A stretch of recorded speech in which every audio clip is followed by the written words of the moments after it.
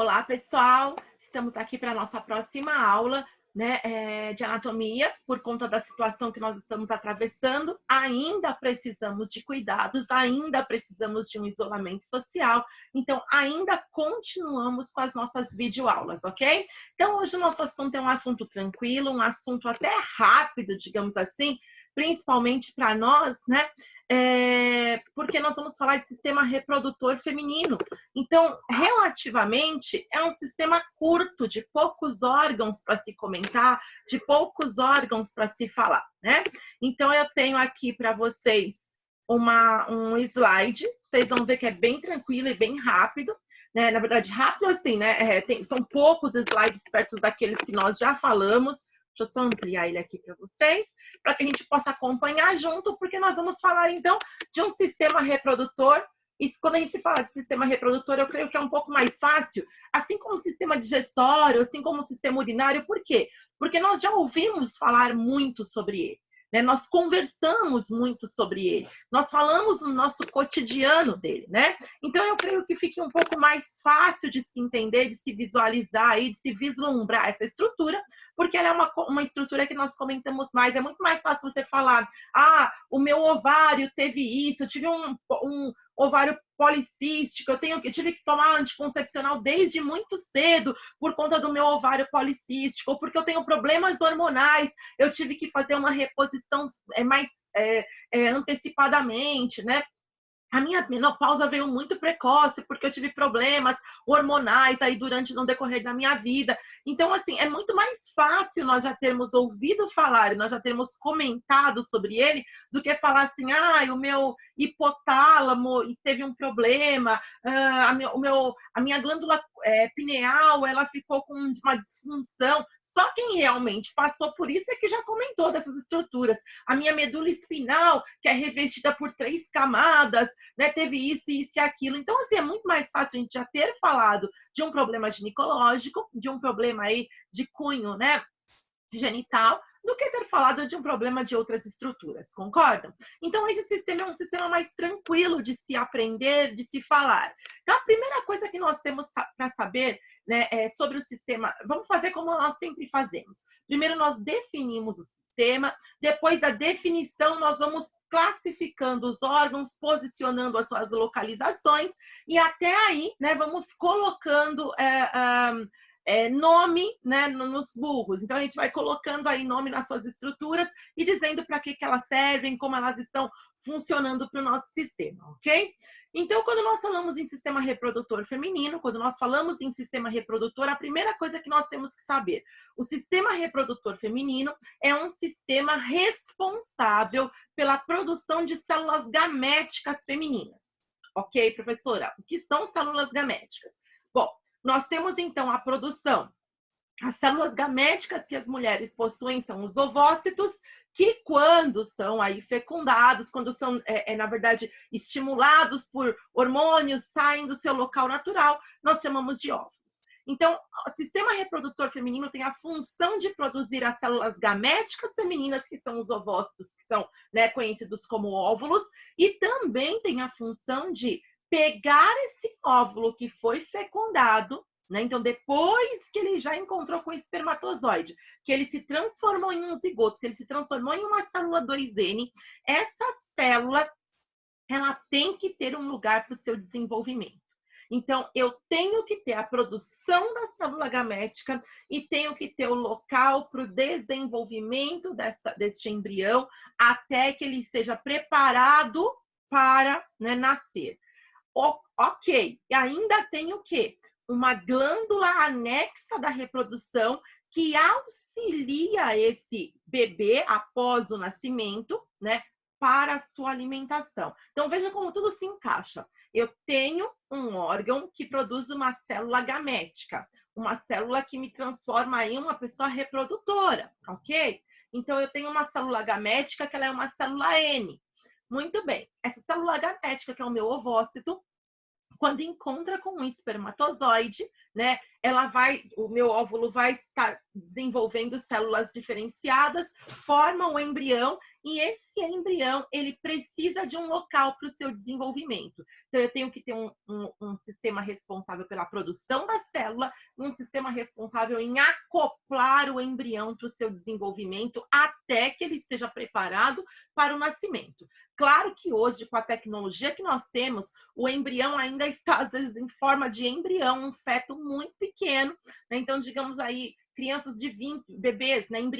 Fetos de 20 semanas, de 16 semanas, eles acabam tendo um nascimento extremamente precoce, mas graças à tecnologia que nós temos hoje, nós podemos ter a sobrevida deste bebê, né? É claro que com o tempo aí, né, de internação, né, para que faça uso dessa tecnologia de fato, né, para respirar, para que os olhos consigam abrir, né, para que o sistema, para que o pulmão fique desenvolvido, com que o intestino consiga aí, né, fazer os seus movimentos peristálticos.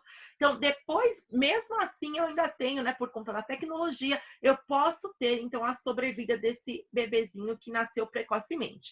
Mas o natural é que o meu corpo forme a célula, permita o encontro das células para que formem um embrião, para que formem um zigoto primeiro, né, que é uma célula 2N. Então, o encontro de uma célula N com outra célula N, quando eles se acoplam na fecundação, nós teremos aí o quê? Nós teremos a porção que nós chamamos de embrião. Esse embrião, na verdade, essas células gaméticas, o zigoto, né? Esse zigoto vai deslizar até o seu útero, vai ficar acoplado lá até estar preparado para o nascimento, e após o nascimento, o que vai acontecer com esse bebê?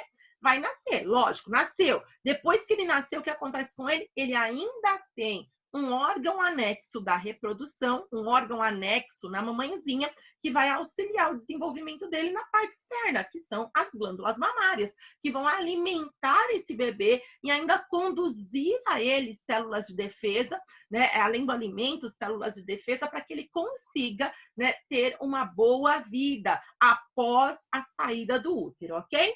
Então, nós vamos conhecer um pouquinho desses órgãos agora. Então, o que eu falei para vocês está escrito aqui, para que vocês possam fazer a leitura, o desenvolvimento de qualquer produção de texto que vocês tenham que fazer aí, ou, né, acoplar a ideia na cabeça do que eu falei, que é qual é a função? Produzir a célula gamética e permitir o desenvolvimento desse embrião dentro do corpo. Muito bem.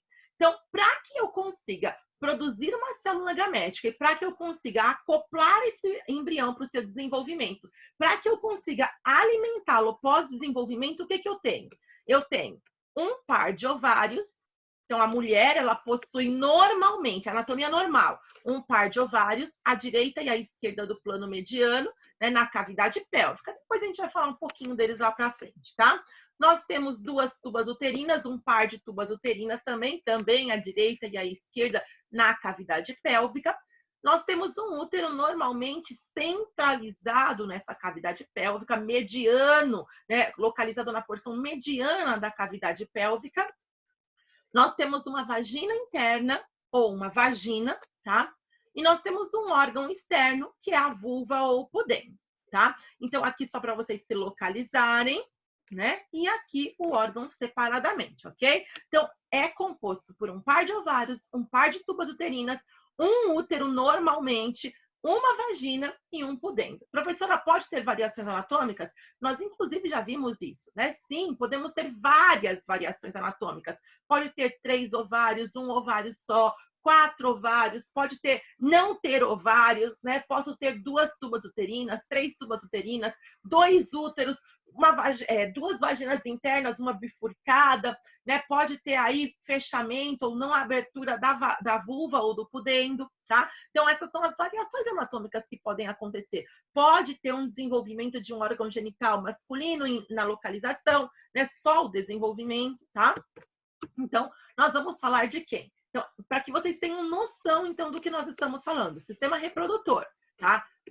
Ovário, tubo uterina, útero, vagina, pudendo ou vulva, certo? Numa vista em perfil, essa é a sua bexiga, né? Essa, claro, se tiverem só mulheres assistindo aí a aula, né? Essa é a bexiga, feminina, a uretra feminina, tá? Que fica pressionada pelo útero, por isso que mulher grávida tem mais vontade de fazer xixi, e por isso que homem, né, consegue segurar um pouco mais de tempo para ir ao banheiro do que a mulher, tá? Porque o útero pesa sobre a bexiga e a próstata sustenta a bexiga masculina, né? Então, o útero na mulher pesa sobre ele. Depois do útero tem o canal da vagina interna e o pudendo, ok? Essa porção é de intestino. Por isso que mulher, quando tem cólica menstrual, mexe muito também com cólica intestinal, tá? Nós vamos falar dos ovários, eu vou colocar aqui para vocês na imagem, porque a leitura vocês conseguem fazer tranquilamente do que nós estamos falando aqui, tá? Mas eu vou colocar aqui direto para ficar uma coisa mais prática, uma coisa mais gostosa, porque a parte teórica, se você quiser depois que você desenvolveu a ideia, né, a teoria está escrita ali para vocês, ok? Então, o que nós temos? Um par de ovários que tem uma forma ovoide, parece um ovinho, tá? Que está localizada à direita e à esquerda do plano mediano na cavidade pélvica. Tem uma forma de tentar centralizar um pouco melhor? Sim. Como? Você vai pegar a sua espinha ilíaca antero superior. Lembra onde está ela? Se você não lembra, lembra da crista ilíaca? Passa a mão na sua crista ilíaca até chegar na pontinha anterior. Aquela pontinha, aquele biquinho anterior, é a sua espinha ilíaca antero superior. Uma de cada lado. Pegou, você pega 2 dedos para dentro. Põe 2 dedinhos assim. Essa é a localização aproximada dos seus ovários. Por isso que tem mulher que tem uma cólicazinha nessa região 10, 14 dias antes da menstruação. Quando a mulher é bem reguladinha, né? 14 dias, porque aí ela teria um ciclo de 28 dias. Quando a mulher tem um ciclo de 30 dias, talvez seja no 15º dia. Então, você vai sentir uma cólicazinha ovariana. Tem mulher que sente exatamente, então ela sabe exatamente que estão nessas localizações os seus ovários. Qual é a função do ovário? Bom, então vamos lá. O ovário, ele é a glândula gamética feminina, assim como o testículo é a glândula gamética masculina. Então, o ovário, ele faz o quê? Ele produz o hormônio feminino, né, que vai proporcionar para o meu corpo características femininas na puberdade. Então, eu tenho uma formação de estrógeno, tá, dentro desse meu ovário, que vai estimular, primeiramente, o meu corpo a ter características femininas.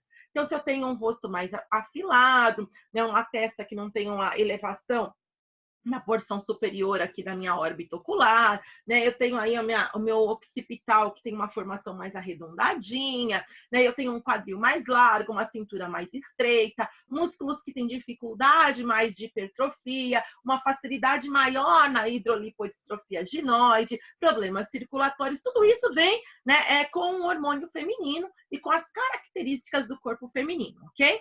Então, eu tenho formação de estrógeno, né, que foi estimulado lá pela minha hipófise, né, através do FSH, do hormônio folículo estimulante, que estimulou o meu ovário a começar o seu desenvolvimento, a formar os óvulos dentro dele, os ovócitos, na verdade, dentro dele, e a formar, né, este hormônio chamado estrógeno. Essa junção do estrógeno com o FSH na minha puberdade também, né, após aí a minha primeira menstruação, também vai formar um terceiro hormônio chamado progesterona. E essa progesterona tem uma função muito legal. O que ela faz? A progesterona, ela vai até a minha corrente sanguínea, entra lá para estimular o meu útero e fala para o meu útero, você vai engravidar. Então, todo mês a progesterona chega para o útero e fala, ó, pode chegar um embrião. Pode chegar um embrião, então se prepara porque vai chegar um embrião. Se prepara porque vai chegar um embrião. Como que o útero se prepara? Se autovascularizando. Então, graças ao hormônio que é formado pelo meu ovário, tá? Que é o estrógeno, eu tenho características femininas e os meus ovócitos se formaram dentro desse óvulo. Muito bem, eu não tenho óvulos sendo formados a vida inteira. Eu tenho óvulos formados, né, ovócitos formados aí até o desenvolvimento total do meu ovário e até a formação desses hormônios que vão cair na corrente sanguínea, que é a minha puberdade. Comecei a menstruar, todos os meus óvulos estão prontos, todos os meus ovócitos estão dentro do meu ovário, e aí eu começo com uma estimulação da saída deste óvulo, tá? Então, o meu óvulo, que era um ovócito, ele vai se desenvolver por conta da vascularização e todo o estímulo hormonal, e aí ele vai liberar o meu ovócito para fora do meu ovário. Quando ele libera para fora do meu ovário, o estrógeno que está na corrente sanguínea se junta com esse FSH, forma uma progesterona, estimula o meu útero a esperar, né, esse embrião que pode se formar aqui na minha tuba uterina. Então, o meu ovário é este órgão aqui, ovoide, localizado à direita e à esquerda do plano mediano na minha cavidade pélvica, que fica fixado nessa posição por este pedacinho aqui, ó, chamado ligamento ligamento uterino, né? Porque o ovário vai ficar ligado no útero, ou ligamento próprio do ovário, tá? O ligamento próprio do ovário segura o ovário nessa posição. Segura o ovário aqui. E aí, eu tenho qual outro órgão? Então, eu falei para vocês sobre isso, né? Ah, deixa eu falar. Então, por quê? Que a mulher, quando ela tem aí um ciclo de 28 dias, né? Ela vai iniciar a sua ovulação, então, por meio, né? Mais ou menos a metade desses dias. Então, no 14º dia, a ovulação, né? Ela acontece. Então, o ovócito, ele vai liberar o óvulo, né? Vai liberar aquele ovócito, na verdade, e o ovócito vai chegar até, né? Ele vai conseguir sair, entrar na tuba uterina, circular, na verdade, caminhar até o seu útero. Se esse ovócito foi fecundado, aí ele vai grudar na parede do útero. Se ele não foi fecundado, o que vai acontecer? Meu útero não tem para onde mandar o seu preparo, vai provocar microexplosões, que é o sangramento, que vai levar esse ovócito que não foi fecundado para o meio externo em forma de menstruação, ok? Por isso que nós temos aí a menstruação quando não engravidamos, certo? Então, como eu disse para vocês, né, nós produzimos 2 hormônios, o estrógeno e a progesterona, né? Nós classificamos esses hormônios como hormônios sexuais, né? E esses hormônios, eles vão desenvolver as características femininas da mulher, inclusive o crescimento da mama. Então, quando eu tenho progesterona, estrógeno na minha corrente sanguínea, porque já, né, fez tudo o que tinha que fazer ali para a formação do meu ovário e dos meus ovócitos, a minha mama começa a ganhar formato, a minha cinturinha começa a ficar mais fina, o meu quadril começa a ficar mais largo, e por volta dos 11, 12 anos, eu vou ter a minha primeira menstruação.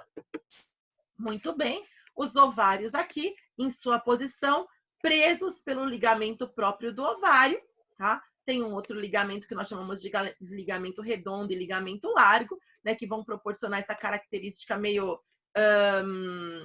parece uma asa, né? Parece uma espaçonave aqui, tá bom?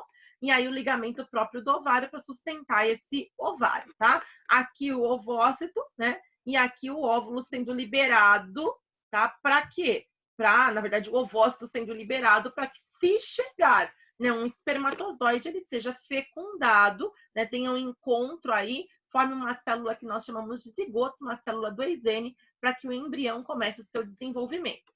E a tuba uterina? O que a tuba uterina é? É um órgão tubomuscular, tá? Um órgão tubomuscular, também localizado à direita e à esquerda do plano mediano, na minha cavidade pélvica, responsável pela condução desse ovócito até o útero fecundado ou não. Como que a tuba uterina anatomicamente está dividida? Olha lá, a parte mais larga dela tem umas franjinhas. E essas franjinhas, olha, essas aqui, estão vendo? Essas franjinhas nós chamamos de infundíbulo. Essa parte mais larga que está sustentando essas franjas, nós chamamos de ampola. Depois da ampola começa um estreitamento, ó, então toda a porção de tubo uterina. Quando se estreita, nós temos o istmo. O estreitamento do tubo nós chamamos de istmo, quase todas as vezes, né? E aí nós temos o encontro com o útero, tá? Então, infundíbulo, ampola e istmo são as divisões anatômicas, né, que nós classificamos aí como divisões anatômicas da tuba uterina, ok? Então, nós temos aqui, né, um encontro com o útero e aqui a porção que se acopla, que está aí, na verdade, juntando, firmada, né, no seu ovário, tá? Então, o infundíbulo é o responsável pelos movimentos ondulatórios que vão capturar o óvulo que está saindo, e aí a ampola normalmente o local onde, né, ocorre o encontro do espermatozoide com aquele ovócito, com aquele óvulo. Tá, aqui o caminho, vejam.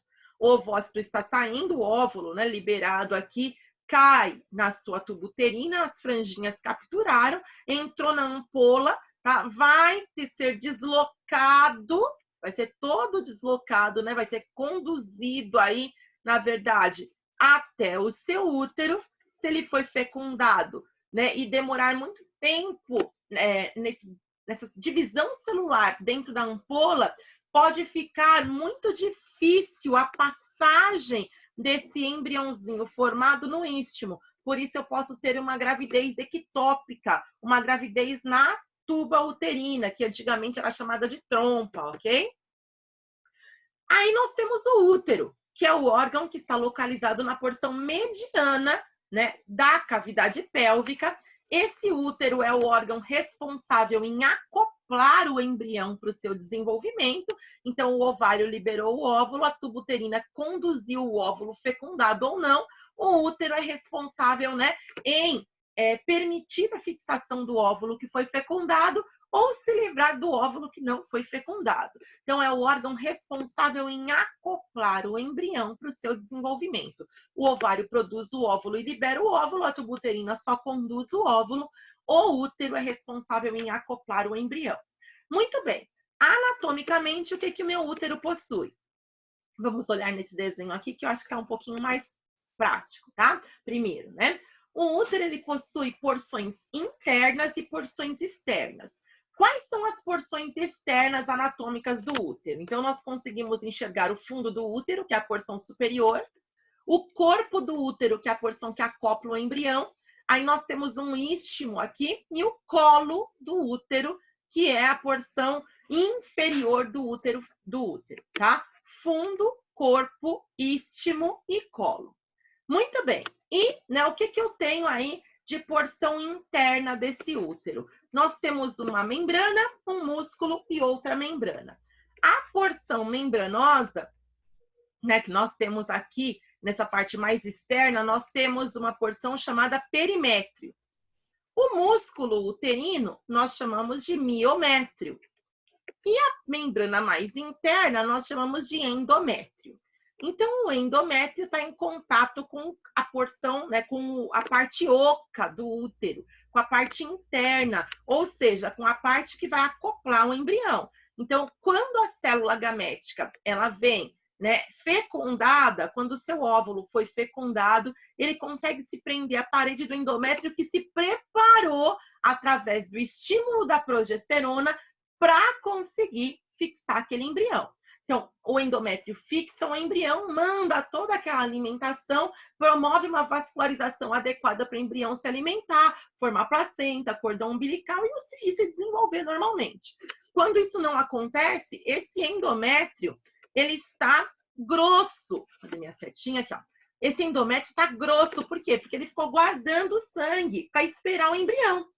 Então, a parede dele está espessa. Não chegou embrião fecundado, o que ele vai fazer?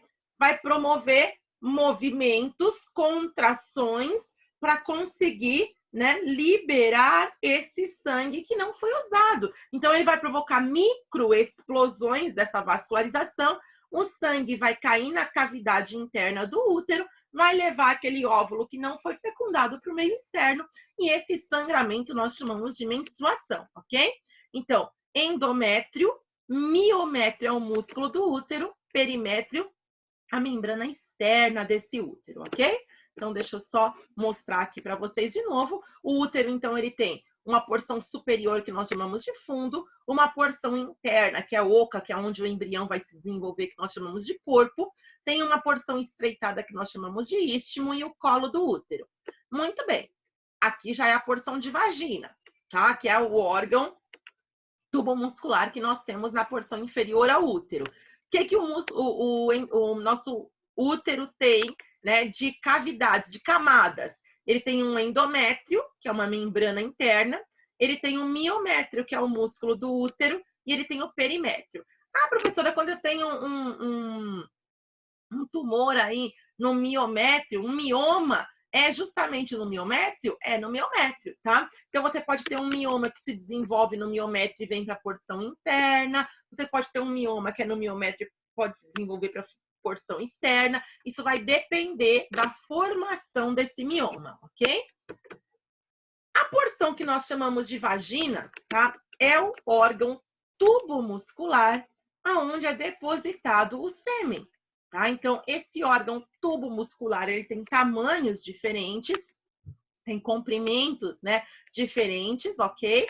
E esse órgão tubo-muscular é onde é depositado o sêmen. Então, com a velocidade que ele é depositado, ele entra aqui na região, né, de colo, tá? Passa pelo istmo, pelo cérvix, né, do útero, entra na sua cavidade para encontrar quem? Para encontrar a tuba uterina ou o óvulo, depende do tempo, né, que a ovulação aconteceu. O espermatozoide pode alcançar o óvulo, o ovócito, tá? Até na sua ampola e promover aí, né, a fecundação. Aí esse óvulo fecundado vai ser transferido até o útero para ser desenvolvido, tá? Como eu disse para vocês, o útero está sobre a bexiga, por isso ele pode pesar. E eu também disse para vocês que, olha só, o seu útero está muito encostadinho no intestino. Quando ele começa a contrair muito forte para expelir aquele sangue que foi estimulado a ficar lá pela progesterona, o que vai acontecer? Ele pode mexer, né, com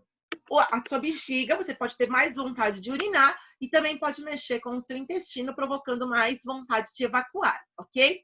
Essas contrações uterinas podem, então, estimular as contrações peristálticas do intestino e da sua bexiga urinária. A vagina interna, então, é só um órgão tubo-muscular de diferentes comprimentos, aonde é depositado, né, o sêmen.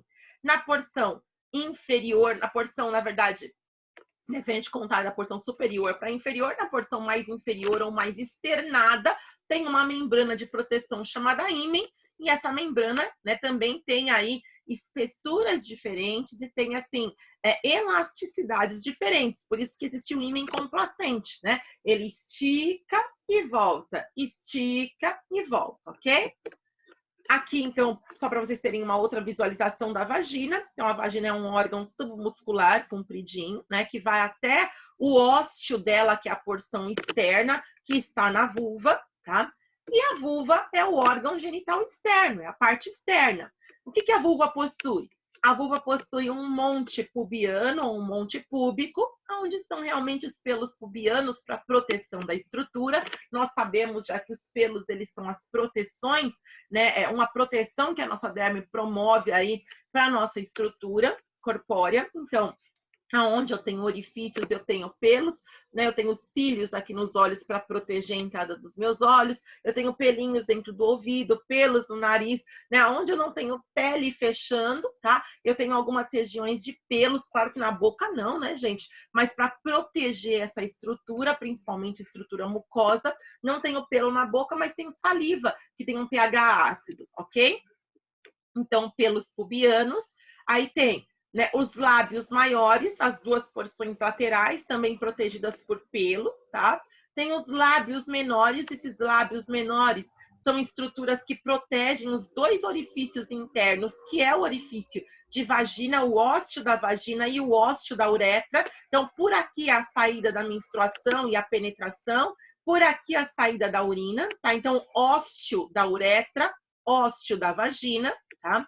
Lábio menor protege esses dois ósteos, lábio maior protege essa mucosa.